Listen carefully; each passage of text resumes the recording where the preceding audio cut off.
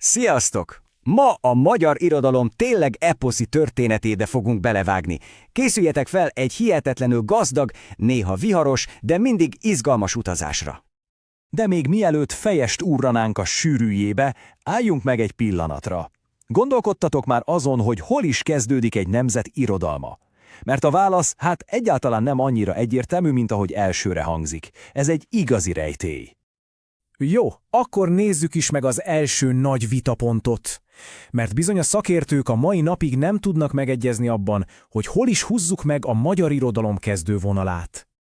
Két nagy tábor feszül egymásnak, képzeljétek el. Az egyik oldal azt mondja, hogy az egész történet valahol a homályos múltban kezdődött, elveszett, pogány, kori szóbeli eposzokkal, amit ősköltészetnek is hívunk. A másik oldal viszont sokkal pragmatikusabb. Szerintük csak onnan indulhat a történet, ahonnan már vannak kézzelfogható írott bizonyítékaink. Na, az ősköltészet elméletének nagy bajnoka a 19. századi Toldy Ferenc volt. Ő fogta a középkori krónikákat, és észrevette, hogy tele vannak utalásokkal mindenféle énekesekre, regősökre, ebből pedig arra következtetett, hogy itt lennie kellett egy gazdag szóbeli hősi költészetnek, ami sajnos az idők viharában elveszett.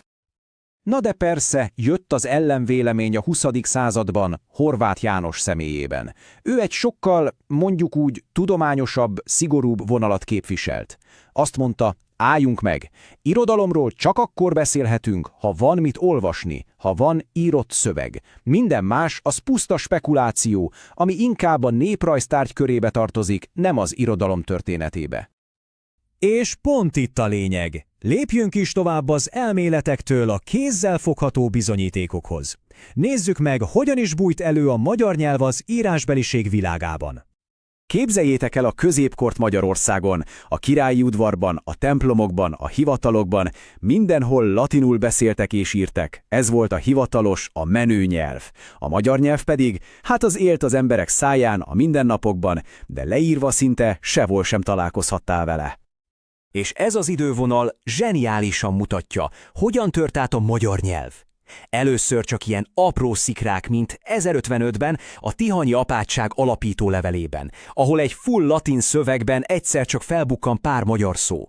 Aztán jön egy óriási lépés, a halotti beszéd és könyörgés, az első teljes, összefüggő magyar szövegünk. És végül a csúcs, az Ómagyar Mária siralom, az első versünk. És ami döbbenetes, hogy ez már egy hihetetlenül kiforrott, erős költői nyelv. Oké, ugorjunk egy nagyot az időben. Elérkeztünk a felvilágosodás és a romantika korába, amikor az irodalomra hirtelen egy teljesen új feladat hárult, nemzetet kellett építenie. És ehhez elengedhetetlen volt a nyelvújítás. Gondoljatok bele, a magyar nyelvnek ekkor még nem voltak szavai a modern tudományra, a filozófiára. Kazinczy Ferenc és a kortársai szó szerint feltalálták, megalkották ezeket a szavakat. Egy egész hadseregnyi író és tudós dolgozott azon, hogy a magyar egy modern európai nyelvvé váljon. Ez az alap, amire minden későbbi nagy írónk építkezhetett. És hogy mi lett az irodalom feladata ebben az új korszakban? Toldy Ferenc, igen, ő az, akiről már volt szó, tökéletesen megfogalmazta. Azt mondta, az irodalomnak a nemzet érzelmeit kell tükröznie. Vagyis nem csak szórakoztat, hanem ez a nemzet lelkének a tükörképe, az identitásunk legfőbb hordozója. A költő ebben a korszakban szinte szuperhőssé vált. Egy váltesz, egy próféta, aki megmutatja az utat a nemzetnek. Gondoljunk csak Kölcsey Ferencre, a himnuszunk szerzőjére. Ők azok, akik a népi hagyományokból, a történelemből merítve próbáltak egy erős, közös identitást kovácsolni mindannyiunknak. Na de a romantikus álmok után jött a hideg zuhany. Lássuk, mi történt, amikor ez a frissen felépített nemzeti irodalom szembe találta magát a modern kor brutális valóságával. Vége a dicső hősöknek és a szép eszméknek, jött a realizmus és a naturalizmus, ami kíméletlenül lerántotta a leplet mindenről. Ennek a mozgalomnak az egyik óriása Móricz Zsigmond volt. Ő már nem idealizált, ő a kőkemény, nyers valóságot mutatta be, a parasztság elképesztő nyomorát, a mindennapi küzdelmeiket. Aztán jött a 20. század, és olyan traumákat hozott, amikre egyszerűen nem léteztek szavak. A két világháború, a holokauszt, ezek olyan borzalmak voltak, amik után az irodalomnak újra kellett tanulnia beszélni. Teljesen új nyelvet kellett találnia a szenvedés leírására. És ha erről a korszakról beszélünk, Radnóti Miklós alakja megkerülhetetlen. Az ő sorsa és költészete szinte felfoghatatlan. Még a munkatábor legembertelenebb poklában, a halál árnyékában is írt. Az utolsó verseit egy kis füzetben, a Bori Noteszben találták meg, a kabátja zsebében, miután exhumálták egy tömegsírból. Ezek a versek ma a magyar költészet legmegrázóbb, legfontosabb darabjai közé tartoznak.